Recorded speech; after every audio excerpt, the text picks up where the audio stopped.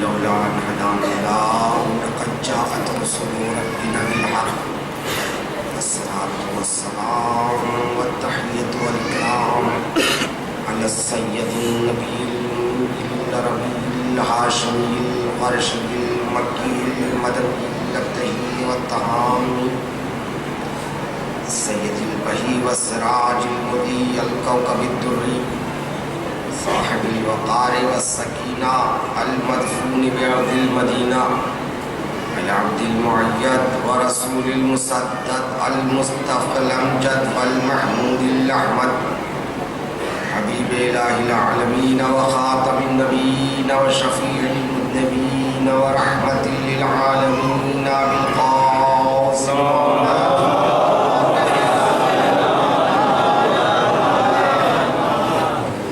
وآله الطيبين الطاهرين المعصومين المظلومين المنتخبين الصابرين الشاكرين واللعنة الدائمة على أعدائهم وغاصب حقوقهم ومنكر فضائلهم ومناقبهم ومصائبهم أجمعين من يوم ظلمهم إلى يوم الدين.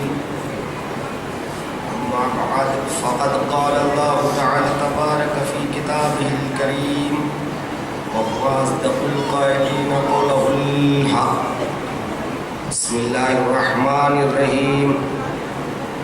لا تجد قوما يؤمنون بالله واليوم الآخر يوادون من حاد الله ورسوله ولو كانوا آباءهم أو أبناءهم أو إخوانهم أو عشيرتهم أولئك كتب في قلوبهم الإيمان وأيدهم بروح منه رضي الله عنهم ورضوا عنه ذلك تلك تحت الأنهار هم فيها خالدون. صلوات محمد.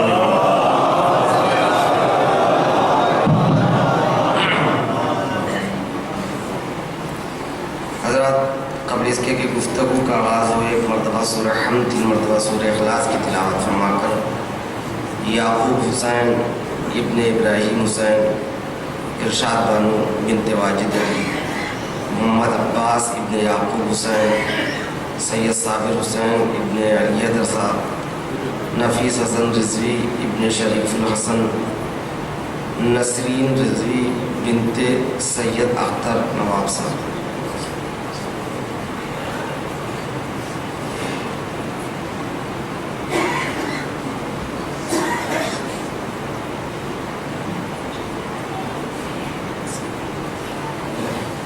صلوات پڑھے محمد علی محمد کی جان.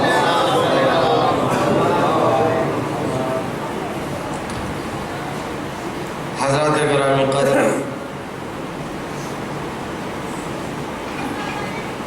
اس سارے ثواب کی مجلس ہے. ویسے بھی آج کا دن امام سجاد علیہ السلام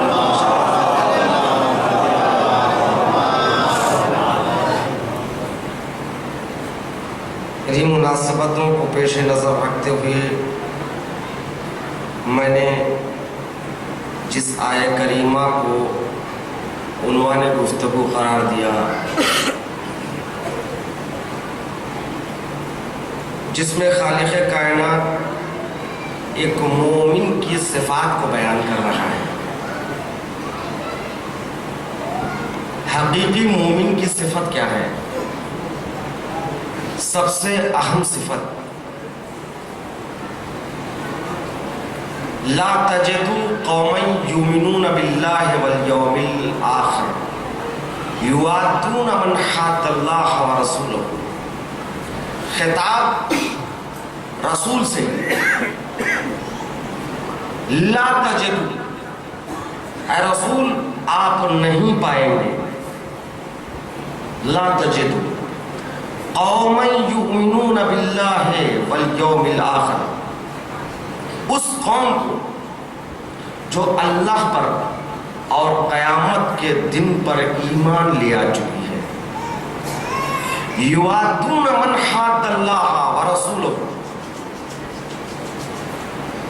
مودت کرتے ہوئے، دوستی کرتے ہوئے ان سے جو خدا اور اس کے رسول کے دشمن ہیں۔ رسول اس قوم کو نہیں پاؤ گے جو قوم اللہ پر اور قیامت کے دن پر ایمان لے آ چکی ہے، اس قوم کو نہیں پاؤ گے مودت کرتے ہوئے، دوستی کرتے ہوئے ان سے جو خدا اور اس کے رسول کے دشمن ہیں۔ تاکید یہاں تک ہے وَلَوْ كَانُوا آبَاءَهُمْ أَوْ أَبْنَاءَهُمْ أَوْ إِخْوَانَهُمْ أَوْ عَشِيرَتَهُمْ، چاہے وہ دشمنان خدا و رسول اس کے باپ دادا ہی کیوں نہ ہو، بھائی ہی کیوں نہ ہو، اولاد ہی کیوں نہ ہو، عشیرے اور قبیلے والے ہی کیوں نہ ہو۔ اولئک کتب فی قلوبہم الایمان، یہ وہ لوگ ہیں، یہ وہ قوم ہے جن کے دلوں پہ ایمان کو لکھ دیا گیا ہے۔ اولئک کتب فی قلوبہم الایمان وأیدہم بروح منہ، اور ان کی تائید پروردگار عالم اپنی روح خاص سے کرتا ہے۔ وَيُدْخِلُهُمْ جَنَّاتٍ تَجْرِي مِن تَحْتِهَا الْأَنْهَارُ خَالِدِينَ فِيهَا، اور پروردگار ان کو ان جنتوں میں داخل کرے گا جن کے نیچے سے نہریں جاری رہیں گی۔ رضی اللہ عنہم ورضوا عنہ، یہ وہ لوگ ہیں جن سے خدا راضی اور خدا ان سے راضی۔ یہ ہے کون؟ اولئک حزب اللہ، یہ حزب اللہ ہے۔ الا ان حزب اللہ هم المفلحون، آگاہ ہو جاؤ جو اللہ کا گروہ ہے، جو حزب اللہ ہے وہی فلاح پانے والا ہے۔ ایک صلوات پڑھے محمد والے۔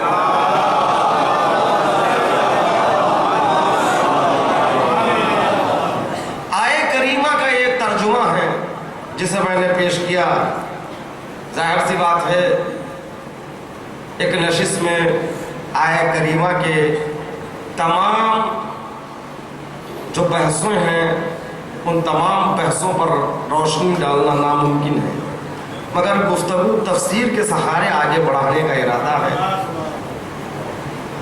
یعنی پروردگار عالم سب سے پہلے یہ اعلان کر رہا ہے، یہ بتا رہا ہے رسول سے، جو خدا اور آخرت پر صحیح جس کا ایمان ہے، حقیقی ایمان ہے، وہ انسان کبھی خدا اور اس کے رسول کے دشمن کو دوست نہیں رکھ سکتا۔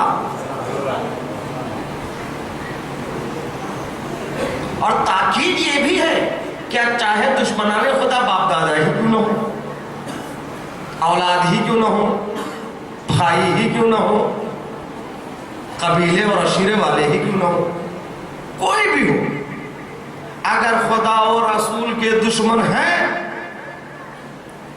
تو وہ ہمارے دوست نہیں ہو سکتے۔ یہ مومن کی شان ہے۔ مومن محبت اور دشمنی کے لیے اپنے نفس کو معیار قرار نہیں دیتا، بلکہ مومن وہ ہے دوستی اور دشمنی کے لیے معیار پروردگار عالم کی ذات کو قرار دیتا ہے۔ جو ان کا دشمن وہ ہمارا دشمن، جو ان کا دوست وہ ہمارا دوست، یہی تولا بھی ہے، یہی تولا بھی ہے۔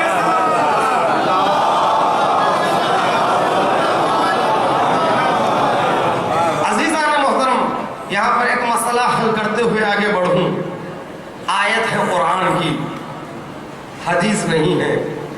حدیثوں پر الزام لگ سکتا ہے، یہ ضعیف ہے، یہ مرسل ہے، یہ معتبر کتاب میں نہیں ہے، صحابی معتبر نہیں ہے، مصنف معتبر نہیں۔ بھائی قرآن ہے، اس سے انکار اسلام سے انکار، اس سے انکار قانون الہی سے انکار۔ دنیا میں جتنے مسلمانوں کے فرقے ہیں، تمام فرقے اس آیت پر یقین رکھتے ہیں کہ یہ آیت مسلم ہے، یہ قول الہی ہے، جس میں پروردگار عالم کھلے طور پر یہ ہمیں میزان دے رہا ہے، ہمیں یہ معیار عطا کر رہا ہے، ہمیں یہ بتا رہا ہے دیکھو مومن اگر حقیقی ہے تو وہ کافر سے، مشرک سے محبت نہیں کر سکتا، مودت نہیں کر سکتا۔ کیوں؟ اس لیے کہ مومن کی शर्म नहीं है कि वो खुदा और रसूल के दुश्मन को अपने लिए दोस्त करार दे, मवद्दत की मंजिल में करार दे। अब अजीज़ान मोहतरम, इसी आए करीमा से मैं बरसों चलता हुआ एक झगड़े को यहीं पर ख़त्म करना चाहता हूँ। वो झगड़ा ये है कि मुसलमानों के बास फिरके ये कहते हुए नजर आते हैं अबू तालिब काफिर है, अबू तालिब काफिर है, मगर उसी अबू तालिब के लिए कुरान के बाद अहले सुन्नत की जो मोतबर किताबें हैं उन किताबों में लिख दिया गया है कि रसूल अबू तालिब को बहुत चाहते थे।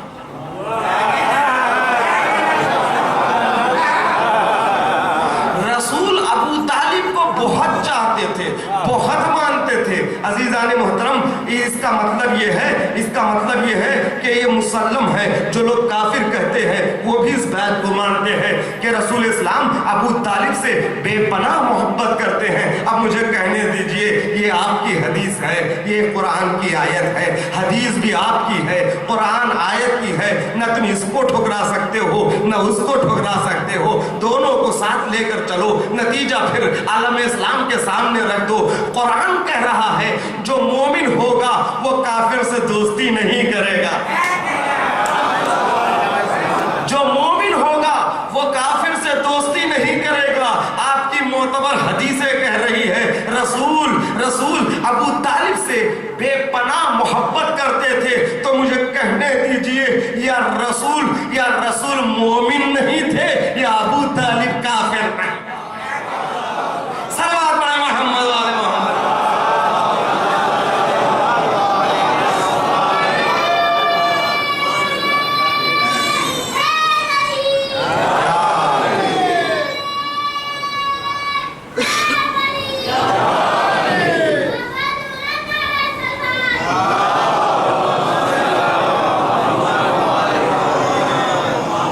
यही तो है ना नतीजा। अगर तुम अबू तालिब को काफिर कहोगे तो फिर कम से कम रसूल को मोमिन न कहना। कुफ्र अबू तालिब के साथ ईमाने रिसालत भी छिन जाता है। खबरदार, बहुत नाजुक मरहला है। जो मोमिन होगा वो काफिर को, खुदा और रसूल के दुश्मन को अपना दोस्त नहीं करार दे सकता। ताकीद है आयत में, वलो कानू आबाहुम, चाहे बाप दादा चचा क्यों न हो। आबा में बाप भी है, दादा भी है, चचा भी है। वलो कानू आबाहुम, चाहे चचा ही क्यों न हो। आयत देखिए, आयत के तेवर देखिए, चाहे चचा ही क्यों न हो। वलो कानू आबाहुम औ अबनाहुम, चाहे औलाद ही क्यों न हो। औ इख्वानुहुम, चाहे भाई ही क्यों न हो। और अशीरतहुम, चाहे कबीले वाले ही क्यों न हो। ईमान इतना मजबूत है, ईमान इतना मजबूत है। उलाइका कतब फी कुलूबिहिम ईमान, जबान के हत्ता नहीं है बल्कि दिल में है, सीनों में है ईमान। परवरदिगार आलम ने लिख दिया है। जब ईमान इस मरहले पे पहुंच जाए कि मोहब्बत और बग़्ज़ का मेयार खुदा हो, रिश्तेदारियां न हो, तो इस मंजिल पर जब ईमान पहुंच जाए तो परवरदिगार आलम उसकी तायीद करता है अपनी रूह के जरिए। वअय्यदहुम बिरूहिम मिन्हु, तायीद करता है अपनी रूह के जरिए। अब सवाल यह है, रूह के जरिए तायीद कैसे मुमकिन है? भाई थोड़ी देर तफसीरी बहस है, मेरे साथ अगर चले। रूह के जरिए तायीद कैसे मुमकिन है? किसी भी शख्स की तायीद या मालो ज़र के जरिए होती है, या जंग में हथियारों के जरिए होती है, या किसी और तरीके से होती है। रूह के जरिए तायीद कैसी? वअय्यदहुम बिरूहिम मिन्हु, परवरदिगार आलम अपनी रूह से तायीद करेगा। अब रूह से तायीद को समझने के लिए रूह के माना को समझना पड़ेगा। रूह कहते किसे हैं? वयसअलूनका अन्निर-रूह कुलिर-रूह मिन अम्रि रब्बी। ऐ रसूल, ये यहूद और नसारा आपसे रूह के बारे में पूछ रहे हैं। कुलिर-रूह मिन अम्रि रब्बी, कह दो रूह अम्र रब है। तवज्जो चाहता हूं मेरे अज़ीज़ों, अम्र रब है। अम्र रब اللہ کے پاس دو چیزیں ہیں، وَلَهُ الْخَلْقِ وَالْعَمْرِ، اس کے لیے خلق بھی ہے، اس کے لیے امر بھی ہے۔ خلق الگ چیز ہے، امر الگ چیز ہے۔ خلق وہاں ہے جیسے پہلے، خلق وہاں پر ہے جہاں پہلے سے اسباب مادی موجود ہو۔ مثال کے طور پر یہ دیوار مٹی کی ہے، اگر صاحب امر کہہ دے ہو جا سونے کی تو یہ سونے میں تبدیل ہو جائے۔ یہ ہے خلق۔ کیوں؟ اس لیے کہ پہلے سے مادہ کوئی چیز موجود ہے۔ آدم کی تخلیق ہوئی، روح پھونکی گئی، یہ ہے خلق، یہ ہے تخلیق۔ کیوں؟ پہلے مادہ موجود تھا، مادے میں روح پھونکی گئی۔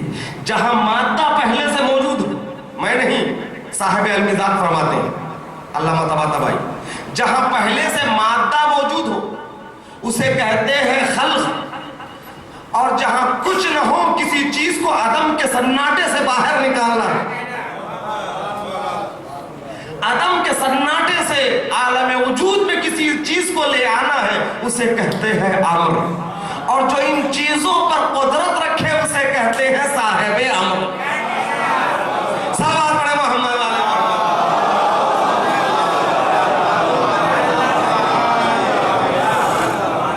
تو عدم کے سناٹے سے، عدم کے سناٹوں سے کسی شے کو عالم وجود میں لے آنا، یعنی تجدید عطا کرنا، ایجاد کرنا کسی شے کا عدم کے سناٹے سے، اسے کہتے ہیں امر۔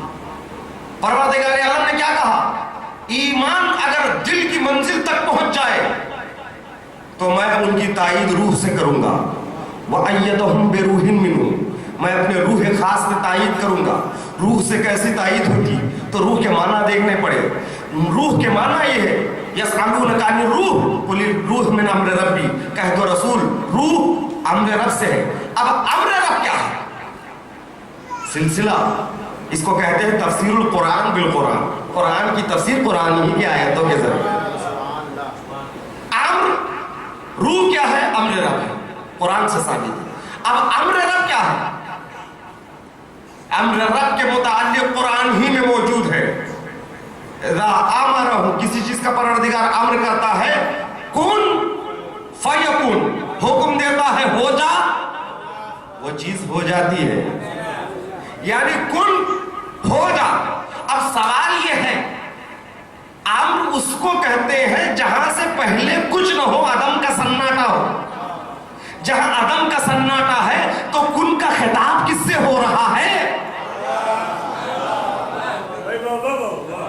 جب عدم کا سناٹا ہے تو کن کا خطاب کس سے ہو رہا ہے؟ علماء کہتے ہیں، مفسرین کہتے ہیں، اسماءہ افعالہ، اس کے اسماء مقام فعلیت میں ہے۔ جب مقام فعلیت میں ہے تو اس کے اسماء فعلی جو ہے وہ رزاقیت ہے، خالقیت ہے، عامریت ہے، یہ تمام اس کے اسماء حسنہ ہے۔ اور اہل بیت کہتے ہیں نحن اسماء الحسنہ، ہم اسماء حسنہ۔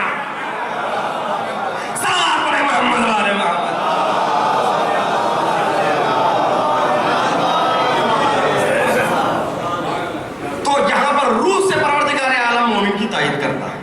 روح کیا ہے؟ امر رب ہے۔ امر رب کیا ہے؟ مقام کن فیکون ہے۔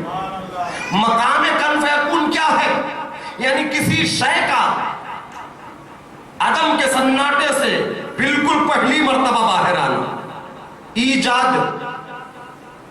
حیات کیا ہے؟ امر رب ہے، اسی لیے روح کو امر رب کہا گیا۔ اس سے آگے تم نہیں سمجھ سکتے ہو۔ بندہ جتنا سمجھ سکتا تھا پروردگار عالم نے اتنا سمجھا دیا۔ یہ تم سے پوچھ رہے ہیں نا، ان کو بتا دو، روح کی حقیقت یہ نہیں جان سکتے۔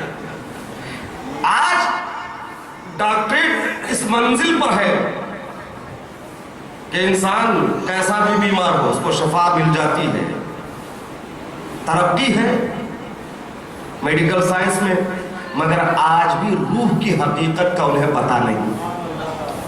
روح کیا چیز ہے؟ اسی لیے خالق نے کہہ دیا امر رب ہے، امر رب ہے۔ امر رب مقام کن فیکن ہے، یعنی حیات ہے، حیات ہے۔ اب سوال یہ ہے پروردگار تو ایک مومن کی تائید حیات سے کرے گا؟ حیات سے کرے گا؟ یہ تو زندہ تھے پہلے سے، جو چیز پہلے سے ان کے پاس ہے وہ دے کر تو ان کی تائید کرے گا؟ پروردگار عالم قرآن مجید میں اعلان کر رہا ہے من عمل صالحا وهو مؤمن فلنحيين من ذكر او انثى فلنحيينه حياة طیبہ. اگر کوئی عمل صالح انجام دے گا، شرط یہ کہ وہ مومن ہو، چاہے خواہ وہ مرد ہو یا عورت ہو. فلنحيينه حیاة طیبہ، ہم اسے حیات طیبہ عطا کریں گے. دو چیزوں کے ساتھ حیات طیبہ ہے، عمل صالح ہو، ایمان ہو، یہ دونوں چیزیں ہیں تو حیات طیبہ پروردگار عالم عطا کرے گا. اب آیت کو آیت سے ملائیے. اگر انسان کے ایمان اگر مکمل ہے، کامل ہے، تو پروردگار عالم اس کی تائید حیات طیبہ دے کر کرے گا. بھائی حیات طیبہ ہے کیا چیز؟ اب تک جو جی رہے تھے وہ حیات الحیوان ہے، وہ حیوانیت کی زندگی جی رہے تھے. اب جو ایمان کی پختگی کے بعد ہم جو حیات دیں گے وہ حیات طیبہ ہے. اب حیات طیبہ کیا ہے؟ یہاں پر قرآن صامت خاموش ہے تو نہج البلاغہ سے قرآن ناطق نے بولا. کسی نے پوچھا مولا بتائیے حیات طیبہ کیا چیز ہے؟ تو مولا امیر نے فرمایا حیات طیبہ الرضا فیہا، اس زندگی کو حیات طیبہ کہتے ہیں جس میں اللہ کی مرضی ہو، جس میں اللہ کی مرضی ہو، یعنی جس میں رضایت الہی ہو، اسے کہتے ہیں حیات طیبہ. آیت کو آگے بڑھائیے، کیا کہا ہے پروردگار عالم نے؟ ہم حیات طیبہ وَأَيَّدَهُمْ بِرُوحٍ مِّنْهُ، ہم حیات طیبہ کے ذریعے ان کی تائید کریں گے. آگے یہ ہے رضی اللہ عنہم ورضوا عنہ، خدا ان سے راضی اور یہ خدا سے راضی. یہ مقام ہے حیات طیبہ کا. خدا کب راضی ہوتا ہے؟ خدا کب راضی ہوتا ہے؟ کس وقت راضی ہوتا ہے؟ عزیزان محترم اب یہاں پر چلیے اس زندگی سے جس زندگی میں اللہ کی رضا ہے وہ زندگی حیات طیبہ ہے. پروردگار عالم ایسی زندگی کو دے کر تائید کرے گا مومن کی. اب یہاں سے سوال یہ ہے کس زندگی سے خدا راضی ہے؟ کس زندگی سے خدا راضی ہے؟ اعلان کر رہا ہے ان الدین عند اللہ الاسلام. جو زندگی اسلام کے سانچے میں ڈھل جائے اس زندگی سے خدا راضی. جو زندگی اسلام کے سانچے میں ڈھل جائے اس زندگی سے خدا راضی ہے. اب سوال یہ ہے کہ اسلام سے کب راضی ہوا؟ اسلام سے کب راضی ہوا؟ ابتدائے اسلام سے لے کر آخری مراحل تک رضایت کی دلیل نہیں ملی.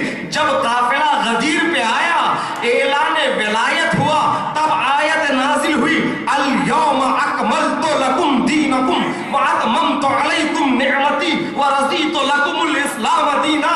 تو آج کے دن پروردگار عالم تمہارے اسلام سے راضی ہوا. تو عزیزان محترم اس اسلام سے خدا راضی ہے جس میں ولایت علی ابن ابی طالب ہے.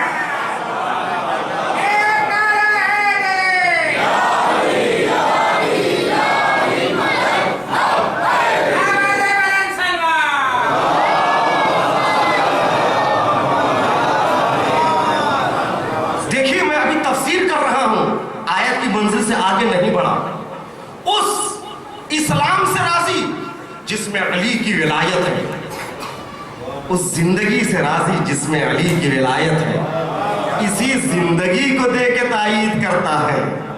ایمان جب مکمل ہو جاتا ہے نا تو ولایت علی کا اعزاز اسے ملتا ہے اور اسی زندگی سے راضی ہو جاتا ہے. رضی اللہ عنہ ورضوا عنہ. پروردگار عالم نے بتا دیا رضی اللہ اسی سے راضی ہوگا جس کے پاس ولایت ہے. ولایت نہیں ہے تو کہنے سے کوئی فائدہ نہیں ہے. ایک سلوات پڑھے محمد والے.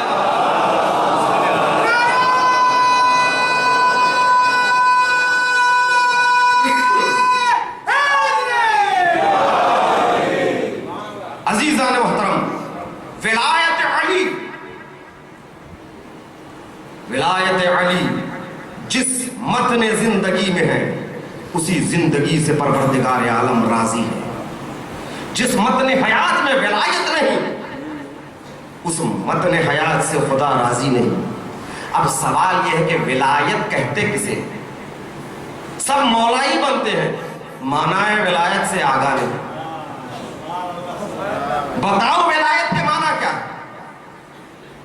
ولایت ولایا سے، آپ سے معذرت کے ساتھ علماء تشریف فرما ہے.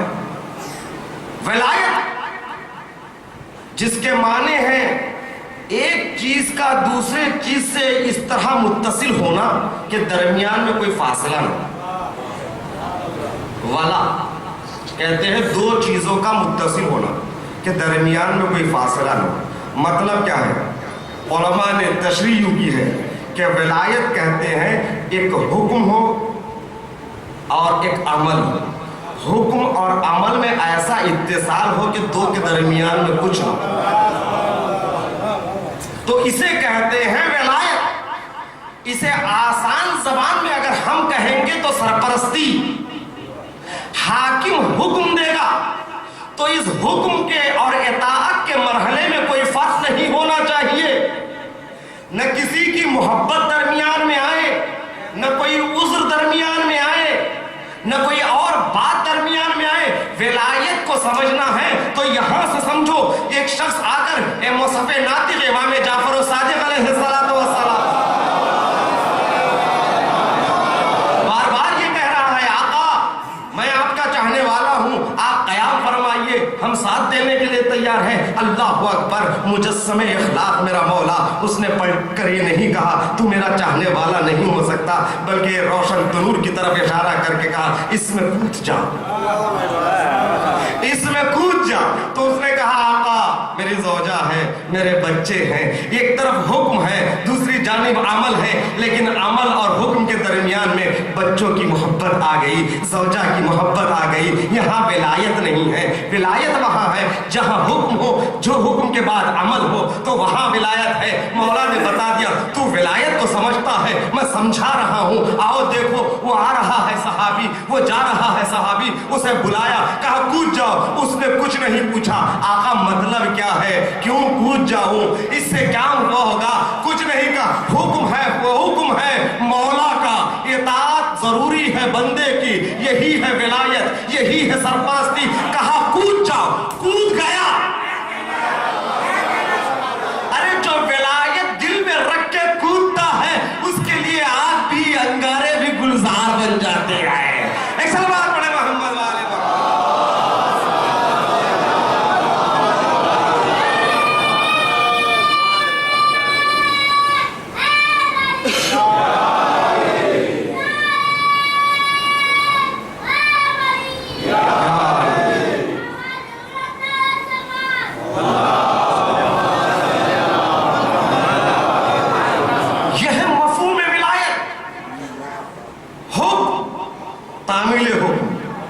درمیان میں کچھ نہ ہو. اب اپنے مولائیت کا ہمیں جائزہ لینا چاہیے. اپنی مولائیت کا ہمیں جائزہ لینا چاہیے. میں اپنے لیے کہہ رہا ہوں، میں متکلم ہوں، میں سامع ہوں. میں متکلم ہوں، میں بول رہا ہوں، میں سن رہا ہوں. ہر آدمی کو اپنا جائزہ لینا چاہیے. کیا واقعاً ہم نے مولا کے احکام پر عمل کیا؟ عزیزان محترم، محبت کا دعویٰ بہت ہے.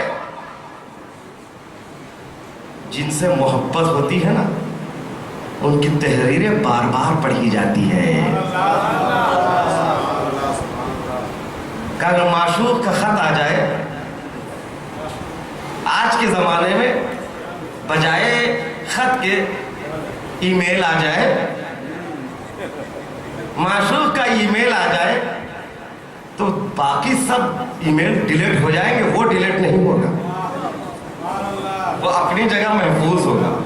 بار بار پڑھیں گے معشوق کا ای میل. کہاں فلاں جگہ پہنچنا ہے، ٹائم 2 بجے کا دے، 1:30 بجے وہاں حاضر ہے. بھائی سب کام چھوڑ دیے، کل کر لیں گے. آج معشوق کے حکم کی اطاعت کرنا ہے.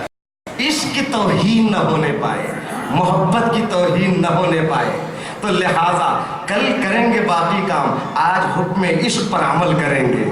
یہ ہے محبت. جب مجازی محبت میں اتنی طاقت ہے، جب مجازی محبت میں اتنی طاقت ہے، دنیا کے کاموں کو چھوڑ کر عشق کے حکم کی اتباع میں آپ آ جاتے ہیں وہاں پر جہاں بلایا جا رہا ہے. اگر علی سے سچا عشق ہے، سچی محبت ہے، ولایت ہے، وقت پر وہ مسجد میں بلاتا ہے تو ہم جاتے کیوں نہیں؟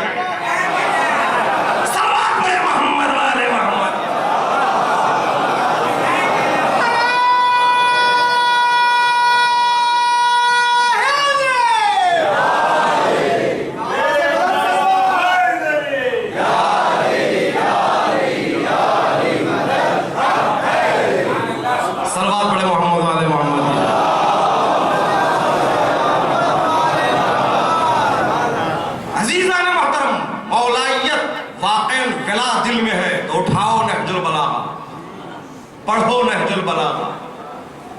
کچھ خطوط ہم سے متعلق ہے. مولائے کائنات بستر شہادت پہ جو وصیت نامہ اپنے دو بیٹوں امام حسن امام حسین کے نام لکھا، ان وصیت کے آخر میں یہی ہے: میری اولاد جہاں جہاں بھی پہنچے ان سب کے لیے وصیت ہے. میری اولاد سے مراد کون ہے؟ اولاد دو طرح کی ہے، ایک نسبی ہے، ایک معنوی ہے. جو سادات ہیں ان کے نسبی بھی ہے، معنوی بھی ہے. جو سادات نہیں ہے ان کے معنوی ہے. نسبی اہمیت کا حامل نہیں، معنوی طور پر اولاد ہونا بہت اہم ہے. اگر نسبی اولاد ہے، اگر عمل سے آری ہے تو پروردگار عالم موسیٰ جناب نوح کو کہہ دیتا ہے یہ آپ کا اہل نہیں ہے. لیسا من اہلک، اے نوح یہ آپ کا اہل نہیں ہے. اگر غیر ہے مگر کردار سے کردار ملتا ہے تو سب منا اہل البیت کی سند مل جاتا ہے. رسول اسلام ارشاد فرماتے ہیں میں اور علی اس امت کے باپ ہیں. تو علی ہمارے باپ ہیں، تو لہذا باپ کی وصیت ہم پر واجب ہے. مولا نے بتایا ہے اللہ اللہ فی القرآن، قرآن پڑھو، نماز پڑھو، فقیروں کی آہو فغاں ان کا درد رکھو. اٹھا کر دیکھیے وصیت نامے کو.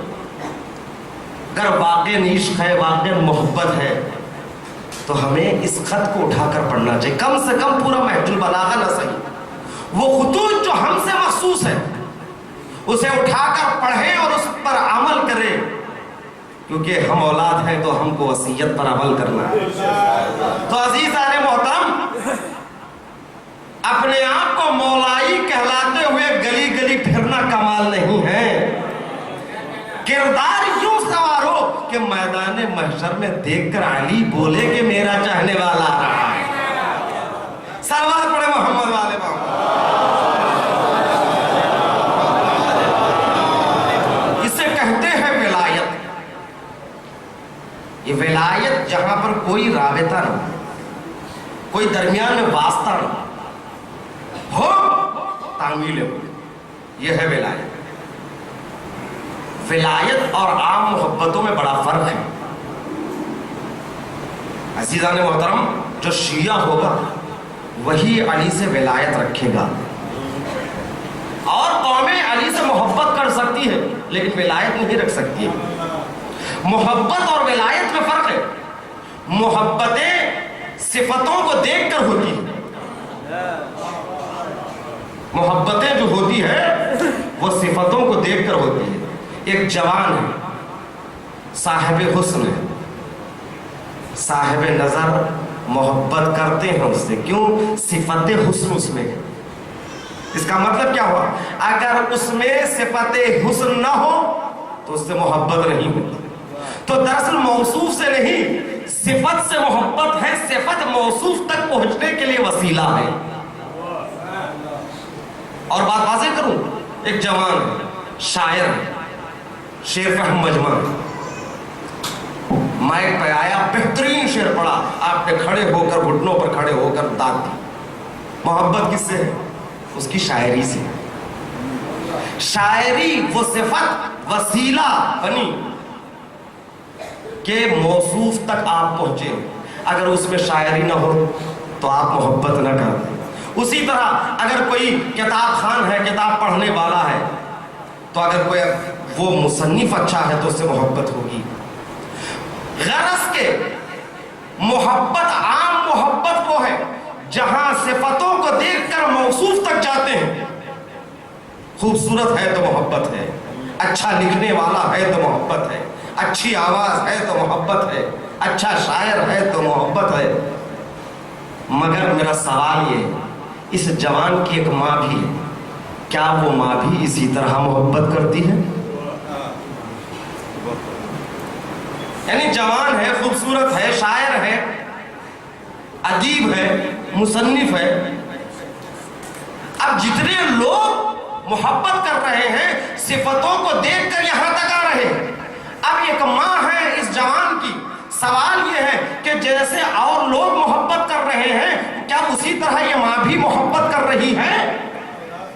ماں کہے گی اگر یہ عالم نہیں جاہل ہوتا تب بھی محبت کرتی، شاعر نہیں گونگا ہوتا تب بھی محبت کرتی، جاہل ہوتا تب بھی محبت کرتی۔ کیوں؟ ان کی محبت واسطوں کے ساتھ ہے، ان کی محبت واسطوں کے ساتھ ہے، مگر ماں کی محبت جو ہے وہ واسطے کے بغیر ہے۔ پھر ماں کی محبت کے لیے دلیل کیا ہے؟ ان کے پاس تو دلیل ہے کہ ہم اس لیے محبت کرتے ہیں کہ ہم کو شجاعت پسند ہے اور یہ اچھا مجاہد ہے، ہم اس لیے محبت کرتے ہیں ہمیں شاعری پسند ہے، یہ اچھا شاعر ہے، ہم اس لیے محبت کرتے ہیں کہ ہم اچھے کتاب پڑھنے والے ہیں اور یہ اچھا رائٹر ہے۔ تو ان کے پاس محبت کی دلیلیں ہیں۔ ماں دلیل کیا دے؟ اپنی محبت کی۔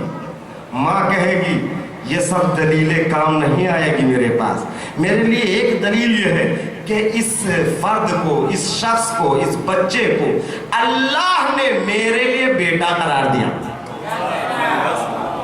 اللہ نے اس فرد کو، اس شخص کو، اس بچے کو میرے لیے بیٹا قرار دیا۔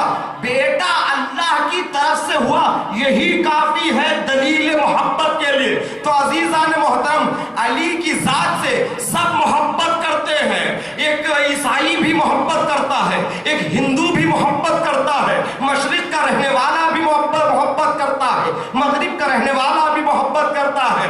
کسی کو علی کی شجاعت پسند آئی تو علی سے محبت ہو گئی، کسی کو علی کی بلاغت پسند آئی تو علی سے محبت ہو گئی، کسی کو علی کی ثقافت پسند آئی تو علی سے محبت ہو گئی، کسی کو علی کا علم پسند آ گیا تو محبت ہو گئی، علی کا تقویٰ پسند آیا تو محبت ہو گئی۔ تو عزیزان محترم، دنیا علی تک پہنچی صفتوں کا سہارا لے کر، دنیا علی تک پہنچی صفتوں کا سہارا لے کر۔ ہم علی سے محبت اس لیے کرتے ہیں اللہ نے اس شخص کو ہمارے لیے امام قرار دیا،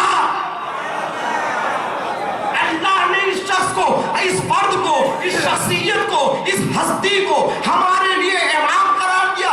یہ اور بات ہے جو ہمارا امام ہے وہ سخی بھی ہے، وہ کریم بھی ہے، وہ علیم بھی ہے، وہ رحیم بھی ہے، وہ سبات پڑے محمد والے محمد۔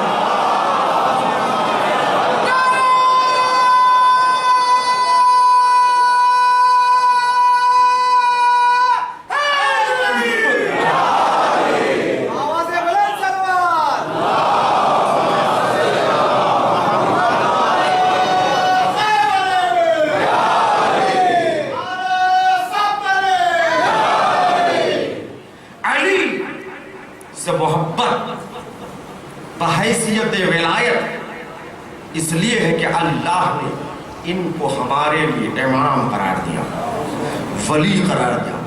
اگر ہم ایسے علی تک پہنچیں گے تو نہ پھر نصیریت نہ غلو، کیونکہ اللہ آ گیا۔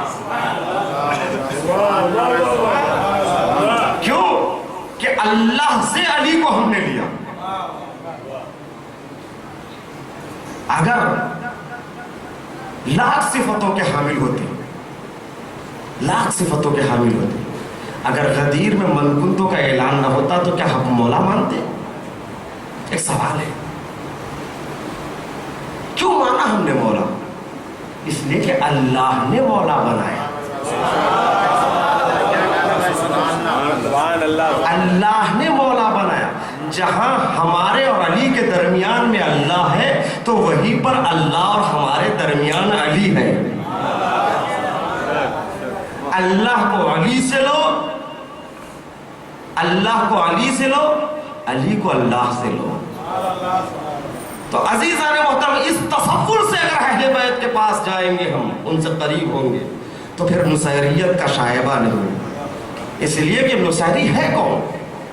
آیت اللہ جواد عاملی فرماتے ہیں علی کے بارے میں نصیریوں کا نظریہ ان کی نگاہوں کے اعتبار سے غلط نہ تھا. بہت خاص بات ہے, مجھ میں اتنی جرات نہیں ہے میں کہوں, استاد کا جملہ ہے اس لیے نقل کر رہا ہوں. کہتے ہیں کہ علی کو نصیریوں نے کسی حد تک پہچانا, تبھی تو خدا کہا. نہ پہچانتے تو خدا نہ کہتے. کسی حد تک تو پہچانا. کیوں؟ ان کے نظر میں معیار یہ ہے جس سے آگے کوئی نہ ہو وہ خدا ہے, جس سے آگے کوئی نہ ہو وہ خدا ہے. مگر اسی لیے انہوں نے دیکھا کائنات کی ہر شے کو, ہر مخلوق کو, ان کی نگاہ میں علی سے آگے دنیا نظر نہیں آئی. علی سے آگے دنیا نظر نہیں آئی. اے جناب ابراہیم نے کہا کہ سورج, اللہ اگر تو ہے تو سورج بجائے مشرق کے مغرب سے نکال. تو علی نے وہ اپنے وقت پہ نکال کے بتا دیا. جناب اسی طرح کے اور بھی واقعات ہیں. مردہ زندہ کرتا ہے, علی نے ٹھوکر سے مردہ زندہ کر کے بتا دیا. اسی طرح کے واقعات اس کے سامنے ہے. مانگا خدا سے سائل, زکات علی نے دے دی. ان واقعات کو دیکھنے کے بعد ان تمام واقعات کو دلیل بنا کر نصیری نے علی کو خدا مان لیا. کسی حد تک پہچانا, توجہ چاہتا ہوں میرے عزیز, علی تک پہنچے مگر کسی حد تک پہچانا, تبھی علی کو خدا کہا. مگر نصیریوں کی غلطی یہ ہو گئی کہ انہوں نے علی کو پہچانا تو صحیح, لیکن علی کے خدا کو نہیں پہچانا.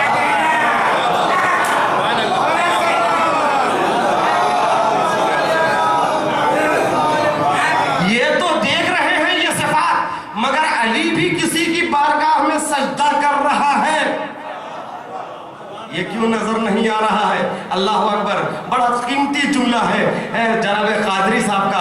انہوں نے ٹی وی پر یہ بتایا, کسی نے ان سے سوال کیا, آقا ذرا بتائیے سبھی رسول کے بعد اصحاب ہیں, علی کو خاص فضیلت کیوں حاصل ہے؟ یہ بھی صحابی, وہ بھی صحابی, علی بھی ایک صحابی ہے, علی میں اور دیگر صحابہ میں فرق کیا ہے؟ تو قادری صاحب نے مسکرا کے کہا, سمجھنا چاہتے ہو علی میں اور دیگر صحابہ میں فرق ہے؟ کچھ صحابہ ایسے تھے وہ سجدہ نہ کرتے تو ان کے مسلمان ہونے کا کبھی یقین نہ ہوتا. کردار ایسا داغدار تھا, کردار ایسا داغدار تھا, اگر سجدہ نہ کرتے, سجدہ نہ کرتے تو ان کے مسلمان ہونے کا یقین نہ ہوتا. علی سجدہ نہ کرتے تو بندہ ہونے کا یقین نہ ہوتا.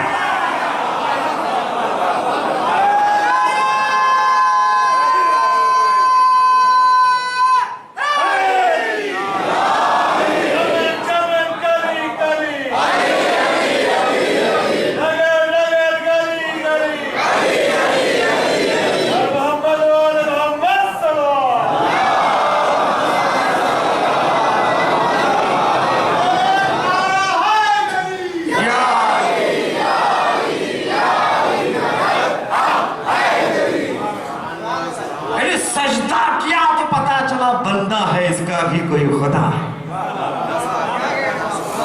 یہ سجدہ نہ کرتے تو ان کی اسلام کا پتہ نہ چلتا. انہوں نے سجدہ کر کے कम से कम तारीख में नाम लिखलवाया कि हम मुसलमानों में हैं। तवज्जो चाहता हूं मेरे से। मगर अली के कमालात वो है जिन कमालात की बिना पर किसी के लिए भी धोखा हो सकता कि ये खुदा है, मगर अली ने इन कमालात के साथ सजदा करके बताया जिसका बंदा इस मंजिल पर है तो उसका खुदा कैसा होगा। पसे पर्दा हो तो माबूद का लहजा है ही, पसे पर्दा हो तो माबूद का लहजा है अली, सामने आए तो अल्लाह का चेहरा है अली, सामने आए तो अल्लाह का चेहरा है अली। जिक्र खालिक हो तो चढ़ता हुआ दरिया है अली, जिक्र खालिक हो तो चढ़ता हुआ दरिया है अली, मुद्दई जिसकी नबूवत है वो दावा है अली।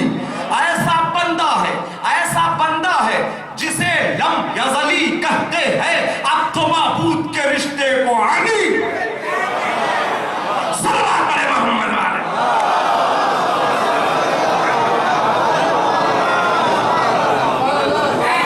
ऐसा बंदा है जिसे लम यज़ली कहते हैं, अब तो माबूद के रिश्ते को अली कहते हैं। ये अब तो माबूद का रिश्ता है,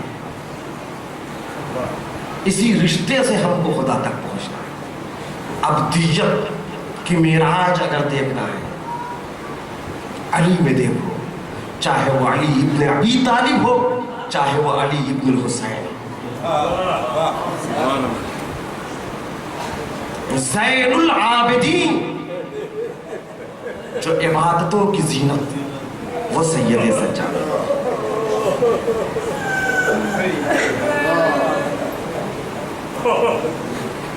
अज़ादारों, मैंने रात की मजलिसों में भी कहा, दोबारा फिर अर्ज़ कर रहा हूं, गो के इसाले सवाब की मजलिस है, लेकिन जिक्र तो अहले बैत का है। ये भी हमारा तुर्रे इम्तिजाज है, मरते हमारे हैं, जिक्र होता उन्हीं का है। ये हमारे क्यों कहो, वो तो हमारे, वो सबसे ज्यादा करीब है। हम अहले बैत का जिक्र करते हैं और आज की तारीख क़यामत की तारीख है।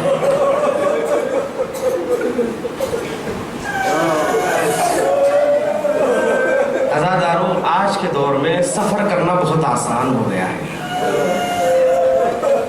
पहले सफर करना बहुत मुश्किल था। आप खुद इस बात के गवाह हैं, आपके शहर भोपाल से कितने लोग पहले ज़ियारत के लिए निकलते थे।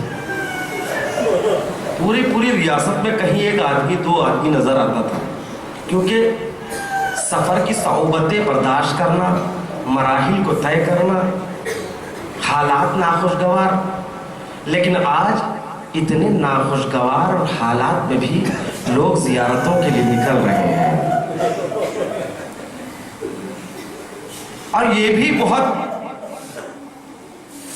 जबरदस्त और खुशी की बात है कि लोग इमामों की शहादतों के दिनों में उनके मज़ारों पर रहना पसंद करते हैं।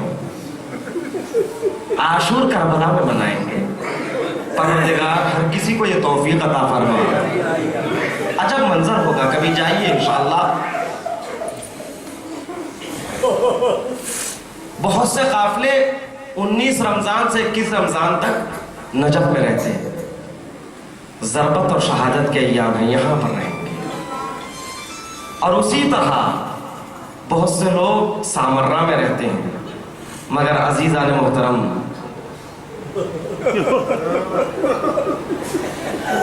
करबला जाइए दिल खुश हो जाता है, मशहद जाइए बहुत दिल खुश हो जाता है। आलीशान रोज़ा, इमारत फलकबूस, नजफ जाइए, सामर्रा जाइए, काज़वीन जाइए, गुंबदें देखिए, आलीशान रोज़ा, आलीशान एहतिमाम, लगता है आज भी बादशाह है दीनो दुनिया का दरबार सजा है। लेकिन अज़ादारों, तमाम ज़ियारतों से होते हुए जब एक मोमिन बगी पर पहुंच जाता है,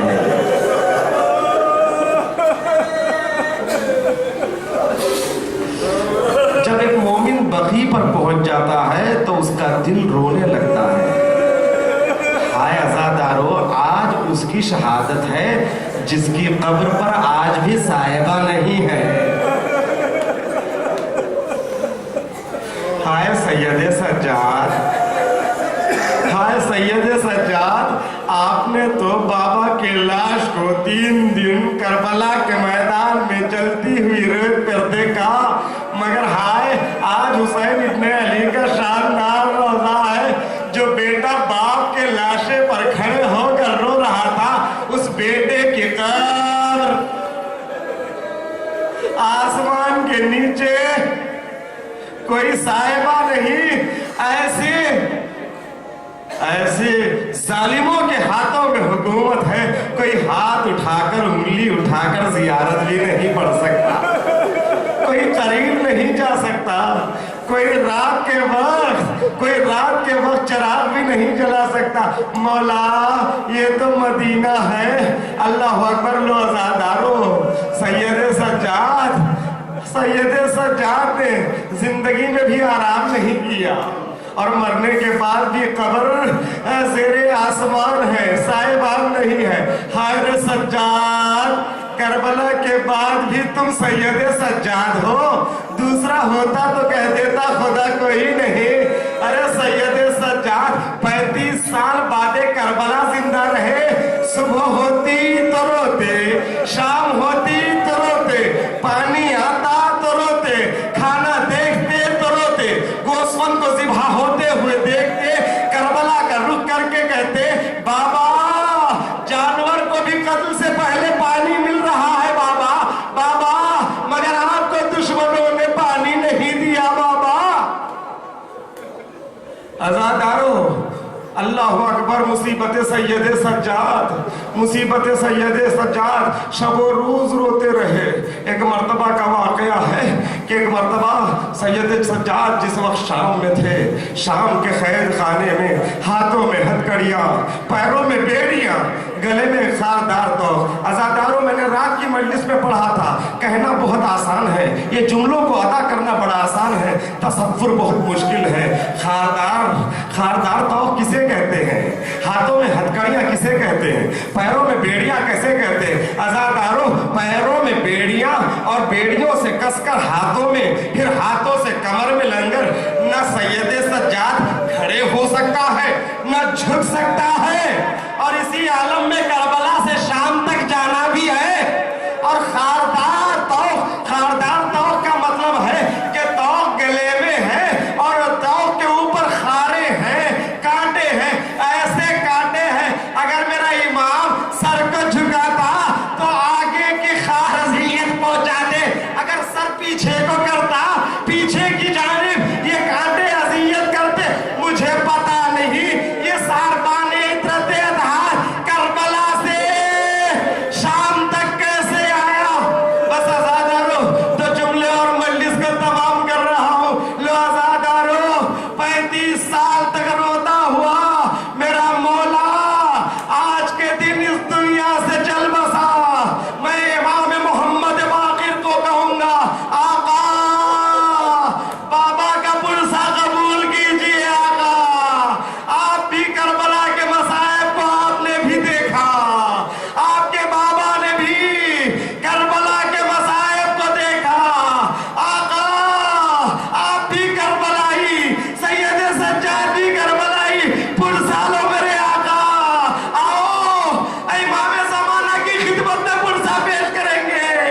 اے میرے امام، اے میرے وقت کے امام، اے وارث سید سجاد، امام سجاد کا پرسہ قبول کیجئے۔ لو عزادارو، آپ نے امام محمد باقر کو پرسہ دیا، میں کہوں گا امام سجاد، اے امام باقر، آپ کے بابا کا جنازہ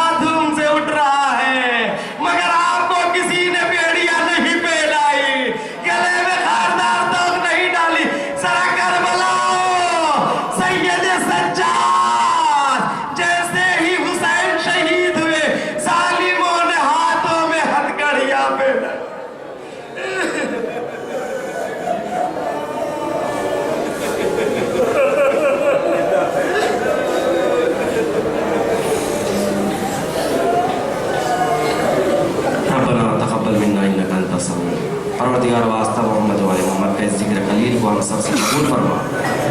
जहाँ जहाँ शिया ने तेरे करार आबाद है उनकी जान माल इज़्ज़त आबरू और नामूस की हिफाजत फरमा। परवरदिगार कोई गम न दे सिवाय गम हुसैन के।